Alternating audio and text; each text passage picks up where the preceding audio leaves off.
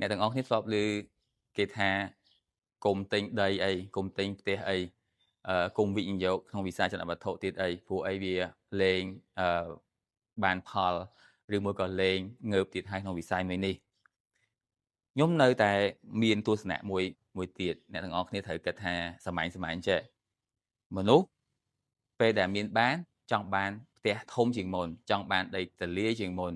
ចង់បានជីវិតកាន់តែស៊ីវិល័យជាងមុនវាមិនខុសឲ្យយើងការចង់បានឡានទំនើបទេអញ្ចឹងការទិញផ្ទះមានផ្ទះគឺដូចគ្នាអញ្ចឹងនៅពេលដែលតម្រូវការផ្ទះកាន់តែល្អកាន់តែត្រូវការផ្ទះដែលល្អតម្រូវការនៅតែមានអញ្ចឹងតម្លៃគឺនៅតែអាចទៅមុខទៀតអញ្ចឹងគ្រាន់តែបើសិនជាឲ្យវាផ្ទុះដូចមុនវាមិនអាចទេប៉ុន្តែសួរថាចំណេញអត់វានៅតែមានលក្ខខណ្ឌចំណេញព្រោះថាយើងទៅមើលប្រទេសណាក៏ដោយទោះបីអាមេរិកអូស្ត្រាលីក៏គេនៅតែមានការវិនិយោគលើវិស័យចលនាវត្ថុប៉ុន្តែខ្ញុំសូមនិយាយថាវិស័យចលនាវត្ថុមិនមែនសម្រាប់ទាំងអស់គ្នាក្នុងការវិនិយោគទេតើតែអ្នកទាំងអស់គ្នាមានចំណេះជំនាញច្បាស់លាស់ហើយនឹងមានការវិភាគល្អទើបគួរចូលទៅក្នុងវិស័យមួយនេះតែមិនចឹងទេប្រកាសជាជួបរឿងដែល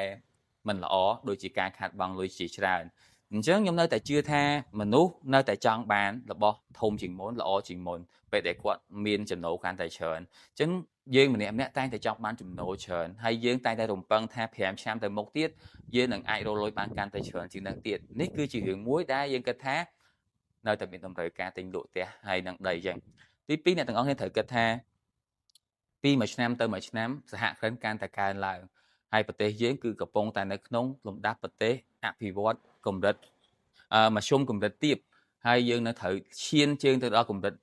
មធ្យមកម្រិតខ្ពស់រហូតទៅជាប្រទេសដែលមានចំណូលខ្ពស់ហ្នឹងគឺយើងនៅមានផ្លូវវែងឆ្ងាយទៀតដើម្បីអាចទៅដល់រឿងហ្នឹងបានគឺយើងត្រូវការអាជីវកម្មត្រូវការសហគ្រិនត្រូវការហុងចក្រត្រូវការបើករកស៊ីជាច្រើនហើយធម្មតាទៅពេលដែលយើងអាចបើករឿងទាំងអស់ហ្នឹងបានគឺយើងត្រូវការដីយើងត្រូវការទីតាំងយើងត្រូវការកន្លែងដើម្បីធ្វើការនេះគឺជាតម្រូវការនៅក្នុងវិស័យចលនាវត្ថុមួយហើយដូចនៅក្នុងប្រទេសយើងអញ្ចឹងពាក់ព័ន្ធជាមួយត្រូវការដីរោងចក្រត្រូវការដីកសិកម្មត្រូវការដីសួនឧស្សាហកម្មអីហ្នឹងសិតតែជាអចលនវត្ថុទាំងអស់អញ្ចឹងអ្នកទាំងអស់គ្នាអាចនិយាយបានថាអចលនវត្ថុមិនប្រកាសថាវារីកសុះសាយគ្រប់ទីកន្លែងទេប៉ុន្តែវិស័យមួយនេះប្រកាសជានៅតែមានតម្រូវការប្រទេសដែលមានការរីកចម្រើនអចលនវត្ថុក៏ងើបទៅតាមបែបបទនៃការវិវត្តនៃសេដ្ឋកិច្ចរីកចម្រើនដែរអញ្ចឹងខ្ញុំនៅតែជឿជាក់នៅក្នុងវិស័យមួយហ្នឹងហើយខ្ញុំបានចូលក្នុងវិស័យហ្នឹងក្នុង10ឆ្នាំមកហើយនៅតែបន្តមិនដែលមានអារម្មណ៍ថានឹងចាកចេញទេទោះបីជាជួបព្យុះភ្លៀងក្នុងកំឡុងពេលកូវីដក៏យើងនៅតែបន្តពុះពៀនៅតែបន្តឈរជើងដើម្បីផ្ដល់សេវាកម្មព្រោះថាសេវាកម្មមួយនេះគឺជាសេវាកម្មមួយដែលអឺគេហៅថាសំខាន់ព្រោះពេលដែលយើងមានអ្នកជំនាញក្នុងវិស័យហ្នឹងកាន់តែច្រើនធ្វើឲ្យហានិភ័យឆ្លោះគ្នាបាត់បង់ការខូចខាតអីហ្នឹងកាន់តែទាបព្រោះពេលដែលយើងមានជំនាញគឺយើងសម្របសម្រួលគឺយើងធ្វើការ cross check ដើម្បីការពាររឿងរ៉ាវផ្សេងៗដែលអាចកើតឡើងវាអត់ខុសពីសេវាកម្មដូចផ្នែកច្បាប់ឬក៏សេវាកម្មប្រឹក្សាផ្សេងៗដូចខាងគណនេយ្យសេវាកម្មដោះស្រាយអីផ្សេងៗទៀតទេពេលដែលប្រទេសកាន់តែរីកចម្រើនគឺត្រូវការអ្នកជំនាញក្នុងវិស័យមួយហ្នឹងហើយអញ្ចឹងអចលនវត្ថុគឺនៅតែមានតម្រូវការជាប់ជានិច្ចគ្រាន់តែពីមួយឆ្នាំទៅមួយឆ្នាំពីសម័យកាលទៅមួយសម័យកាលវាតែងតែមានការវិវត្តប្រែប្រួលឥតឈប់ឈរអញ្ចឹងវាទាមទារឲ្យអ្នកក្នុងវិស័យមួយហ្នឹងចេះបត់បែនទើបអាចរស់បានយូរហើយ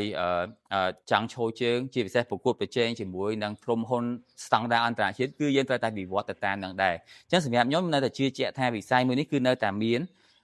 អាចទៅមុខទៀតបានប៉ុន្តែសូមឲ្យអ្នកទាំងអស់គ្នាគុំរំពឹងឬមួយក៏គិតថារកលុយក្នុងវិស័យនេះស្រួលពេកហើយក៏ខ្ញុំអត់ចង់ឲ្យគេរកលុយក្នុងវិស័យហ្នឹងស្រួលអង្គុយទិញតែដីទុកសល់លុយរាប់ពាន់លានរាប់សែនទេព្រោះធ្វើអញ្ចឹងវាធ្វើឲ្យបាត់បង់ផលចំណេញសេដ្ឋកិច្ចដោយសារយើងយកលុយទៅចាក់ចោលក្នុងវិស័យហ្នឹងទាំងអស់ប៉ុន្តែដូចពេលបច្ចុប្បន្ននៅពេលដែលយើងចាប់ផ្ដើមងាកទៅរកវិស័យផ្សេងណាលុយមានការវិលអូតូម៉ាទិកវិស័យហ្នឹងគឺល្អជាស្វ័យប្រវត្តិអញ្ចឹងហើយយើងជំនាញអីធ្វើការងារជំនាញហ្នឹងទៅល្អដើម្បីសេដ្ឋកិច្ចដើរទៅមុខអញ្ចឹងនេះគឺជាអ្វីដែលខ្ញុំយល់ឃើញហើយបើសិនអ្នកទាំងអស់គ្នាមានអីយល់ឃើញទៀតអាចតម្លាក់នៅក្នុង comment បាទ